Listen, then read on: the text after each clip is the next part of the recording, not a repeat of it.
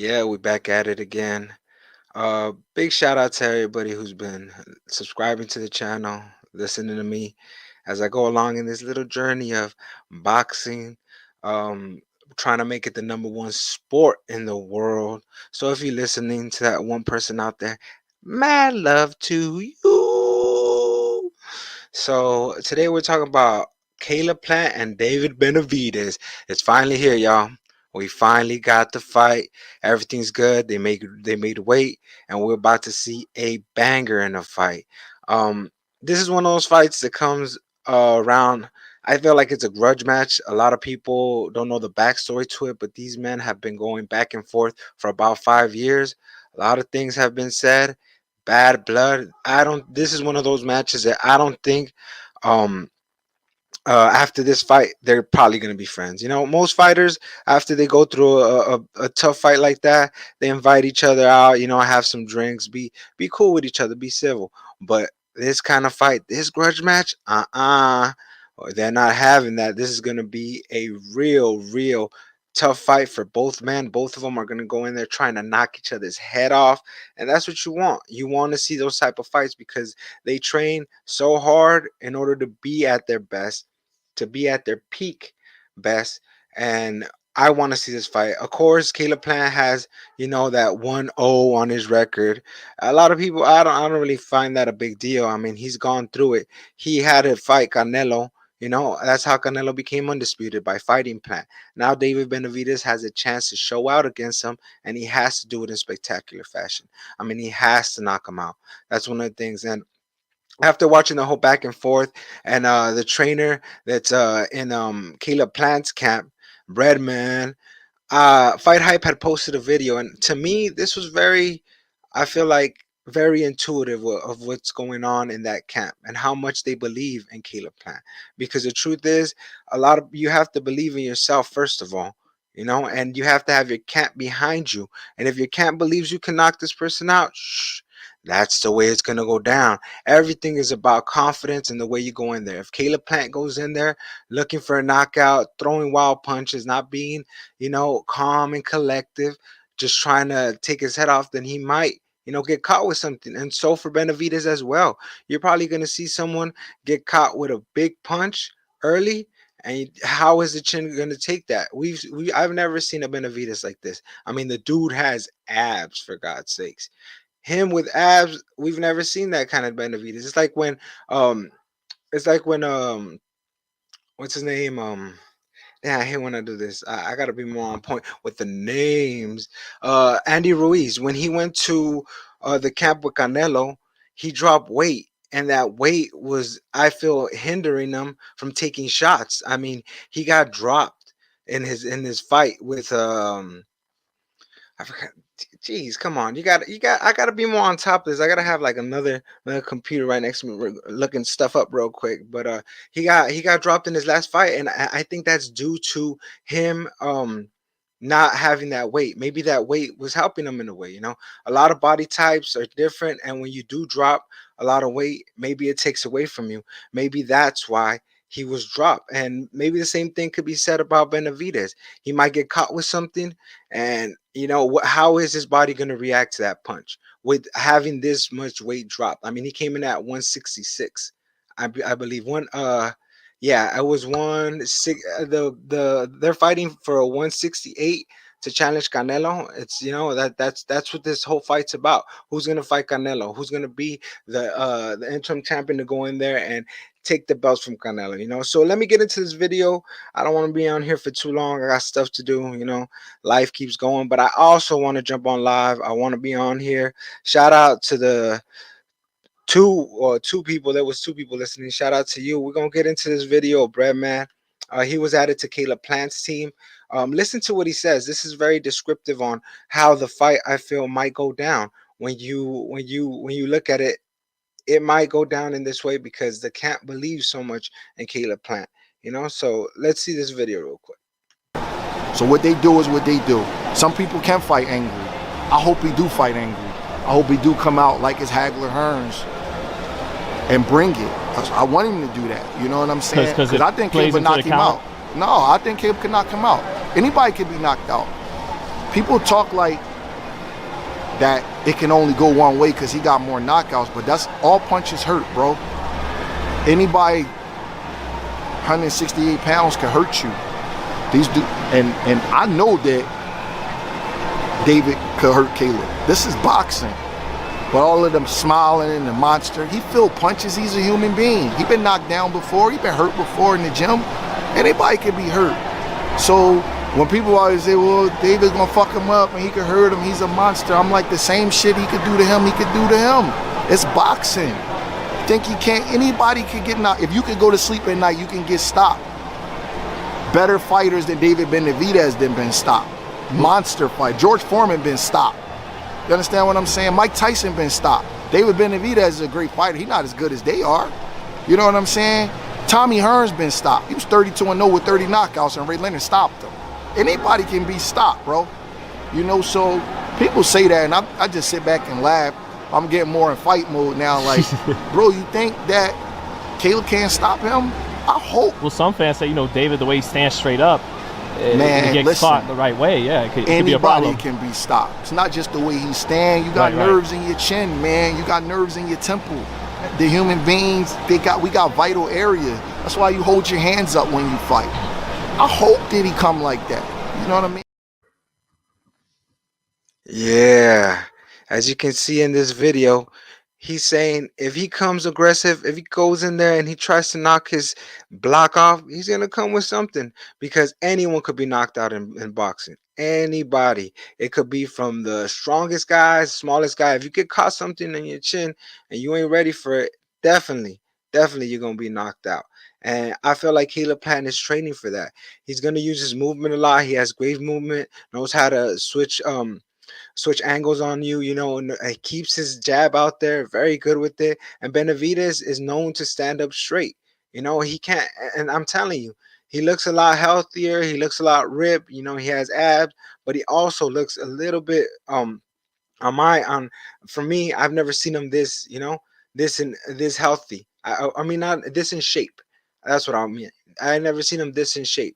And with that said, I'm telling you right now, you have to take in consideration what Plant is gonna do in there, what he's gonna bring to the table. And man, what a great commentary for Brett, man. Great trainer. I feel like he really does have a grasp on what Benavidez is going to do. I believe he had trained another fighter that fought him, so he might know what kind of looks he's going to be taking, what kind of what kind of what kind of how the pace of the fight is going to go, because a fighter always has a pace. No matter who it is, you always have a style and a pace. How fast is Benavidez going to want to knock this guy out, or if he's going to go in there with just aggression, where he's just looking to swing on him, take his head off. Like, these are the things that I feel like ben Caleb Plant's team really wants to happen, and that is for him to go in there, him to go him to try to take his head off, him to get caught with a counter shot, because Caleb Plant is good. I'm telling you, a lot of people they've only seen know him because of his loss to Canelo. But this guy, I mean, they don't call him Sweet Hands for nothing. He knows how to throw punches. He knows how to get in there with the dog. So this is gonna be one of those fights that you definitely don't want to miss. I mean, I've been saying it for a long time now. This fight is one of those fights that I've been pressing for, like I said, for about 5 years, that these men needed to be going at it way before Canelo even got to the division. You know, they call him the Mexican Monster, David Benavidez. He is, in my eyes, one of the great young fighters in the division. But honestly, he could have united. He could have got undisputed a long time ago. He's been in the division for so long, and maybe that's the reason. That's the reason that he's taking the steps now. Maybe now he feels ready enough to take that challenge, to go and start fighting more better fighters that have that skill, that have that IQ of boxing. You know, a lot of people feel like this might just end in a knockout. Benavidez is just going to go in there, take his head off, get him out of there. If Canelo did it, Benavidez could do it too, or even do it better. So I just want to be able to, you know, enjoy this fight for what it is. It's a grudge match. It's gonna be dirty. It's gonna be one of those nasty out the mud type fights, and that's what you want in boxing. I mean, we have Dana White over here talking about fights don't get made in boxing, and that's true, but it has a lot to do with promotion. If I believe if UFC was dealing with Bellator or other companies like that, then they will be doing the same thing. Because when it comes to money, everybody wants to get the biggest cut. Everybody wants, to get what they want for their family, and that's it. And as fans, we just have to be like, oh, I guess I have to take this fight. I mean, I don't want this fight. I don't want to see this fight, but my favorite fighter has to fight this mandatory, or just someone that is not up to the challenge, And David Benavidez has been one of those fighters. That a lot of people, the fights he's been in, they say it's too easy. They say he's been fighting a bunch of tune-up fights most of his careers, and there's other people that are saying that this is the time for him to move up. The Mexican monster is here. David Benavidez is here. He's gonna be taking over. That's the statement that his father keeps saying, and I want to believe it. I want to be one of those people to believe it, but I gotta believe it and see it. I gotta see him go in there, destroy Caleb Platt, and woo, let's get it on. We're gonna get it with Canelo. That's the fight that everybody wants to see. Everybody keeps saying that Canelo keeps ducking him, that Canelo keeps ducking Charlo, Canelo keeps ducking this, Canelo keeps everybody has some kind of angle on who Canelo is ducking. And honestly, I don't feel like he's ducking anything, but he does have a plan for his career, as a lot of fighters do. I mean, most fighters out there, they build a plan with their trainer, their promoter, and their promotion company, and they make sure they go through with it full on. It's not one of those things that you can just stop and like, oh, let me take this fight. It's like, no, the road to undisputed for Canelo was about 11 months or something like that, 12 months. So he had a plan to become undisputed, and he's seen all the champions in that division. If I was Benavidez, I would have been trying to take out all those champions, because why not? You're gonna be, you're gonna be undisputed. That's what you want as a fighter. I mean, if for me, that's the top that's the top goal right there. Undisputed champion of my division, and me taking over the game, becoming pound for pound boxer of the year, pound for pound on everyone's list. And the way to do that is in order for you to fight great fighters and get into fights that people want to see, fan friendly fights. And Benavidez, this could be a fan friendly fight, in the sense that they're going to go in there and try to kill each other. Do you understand? This is gonna be a war, a war. And like Breadman said, anyone could be knocked out. If you could go to sleep, guess what? You're gonna be knocked out. Anyone could get touched on the chin, and it could be a tough night. I mean, Andy Ruiz got to Anthony Joshua, hit him in the top of the temple. Had him wobbling all over the place. Anyone, one punch could throw off your whole equilibrium, and you're done. There ain't no way to recover from that, because it's so hard, especially in such a high intensity sport as boxing, where once that bell rings and you're in the round, you're taking shots. You have to stay on your bike, continue to move. And is Plant going to be able to do that? Is Plant going to continue to be able to move? We've seen him gas out in a couple of fights, and we've also haven't seen Benavidez push to the limit. So with all that said, how is it going to go down? And shout out to that one person listening to me. Salute to you, my brother. Love y'all, man. This is so new to me. I feel like I'm still trying to get the hang of it. I definitely love a lot of channels that go live. The way they bring themselves, they animate, and really, for me, this is just all me pushing boxing. I love boxing. I feel like it should be the number one sport. And I mean, back in the days, I remember heavyweights being, praised. It was just something to be, when Mike Tyson had the belts, everybody loved seeing him around. Hey champ, how you doing? Like now, most boxers, they could walk around and not be recognized on the street unless you're a hardcore boxing fan. These are things that I feel like in my channel I want to change. I want people to be like, oh, there goes such and such boxer. I just seen him on, this podcast that I watch, or this other guy that I know. There's a lot of American fighters right now, I feel like, that are going down because of so many lack of promotion, or even lack of going to other places, because boxing is booming in other places. Boxing is booming in England.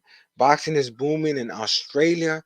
Boxing is booming in Japan. There's a lot of other places where boxing is becoming one of the top sports, and that's because a lot of those fighters end up going into the sport and fighting who they need to fight. I mean, the Japanese monster, he's one of those dudes that has been going in there and fighting all contenders. He was just on his way to fight Fulton. Unfortunately, there's an injury to that. Ah, man, that kind of hurt the sport. I feel when fights don't happen and they've been hyped up so much, like for instance, the Fury versus Usyk. This fight, the the level of stupidity from someone to say that it's Alexander Usyk's fault for this fight not going down is crazy. Like, how would you even put that in perspective? You see this man Fury deal with Joshua. You see this man deal with Wilder, and it's always been a problem. It's always been a problem. So how are you gonna now try to point the finger and put this blame on um Usyk, who has never had a problem with any of it, who's always gone in there and done his thing with every fighter, agreed to everything. I mean, he agreed to all the money that he was gonna lose for taking this fight in the UK. Like, it's just crazy. This saga just continues. We got another fight that hasn't been made in the Crawford versus Spence fight. Like, these are all fights that I feel like need to be made. They need to be made. Why? Not only for the fans of boxing, but other casuals to be like, hey, that's a good fight. Oh, what's going on? It's for undisputed. Oh, I want to watch this, because that's where it comes down to. When you see the belts out and you see people trying to fight for belts, that's when you get a good audience out there. That's when boxing starts to grow. But when you get people like, I mean, Javante Davis and Ryan Garcia, it's a big fight. I feel like it's a big fight. But is it for any belts? Is it for rankings? Is it what is it for? Other than who's the best, who's the most popular best, Tank Davis or Ryan Garcia? It's not for any belts. It's at a catch weight. Um, there's a lot of things to that contract that I feel lean more to Tank side. But with that said, then it made me feel like Ryan gave in and said he was the B side of this. When this fight was being talked about, when this fight was going through the motions, a lot of people were like, who's the A side to this? Is it Tank or is it Ryan? And by Ryan, I mean, I give him props. He signed the contract, did everything he could do in order to make him fight him. He took everything just like Alexander Usyk. He took a split of 70-30 for the first fight. They're doing everything in their power to make the fights happen, and that's wonderful for boxing. But I do wish that Ryan Garcia's career had some more substance to it as far as belts. This young man could have got a belt a long time ago, in my opinion. Great fighters, fast hands, super fast hands. So you see, that's what I want to see up against Tank. How is his fast hands gonna come? How his fast hands are gonna be able to touch Javante Davis and power enough to back him down? Because man, once a Tank gets going and he starts pressuring, cutting off the ring, he knows how to move and knows how to pressure a fighter. He will get to you, and like they say, pressure makes diamonds and bust pipes. So he's gonna be in there trying to knock his head off. Man, let's go back to David Benavidez. That's tonight. Do not miss out. It's a PBC pay per view. Make sure to buy that. This is going to be a banger. I can't wait for it. It's one of those fights, like I said, grudge match fights, bad blood. There's a lot of bad. I mean, both sides have said a lot of, to each other. There's a lot of people out there who feel like they want to kill each other, and this is the time. And in the press conference, we got to see Caleb Platt put a finger on Benavidez, and I feel like that was testing his reflexes, because if you let someone else put anywhere near your hand, put your a finger on your neck, that's close. That's close proximity. That's one of those things that he know how close you got, and he tried to do the same thing to Canelo, but he actually like kind of swung at him. So he's the one that I feel like might have the edge as far as mind games go. Caleb Plant bought his name. He has every time you would go, Benavidez.com, it would go straight to plants, or website to sell his merch. So this man has been on top of a lot of things, and playing the mind games that he does, man. It's one of those fights that you can't miss. So do not miss it. It's gonna be tonight. All right, those and Top Rank has a card too going on. Top Rank has Ramirez versus Comey. That's gonna be a great fight. Um, but I think I'm gonna end it here. I mean, I got my dog barking out there all crazy. I gotta get to a couple of things at home. Shout out to everybody who was listening.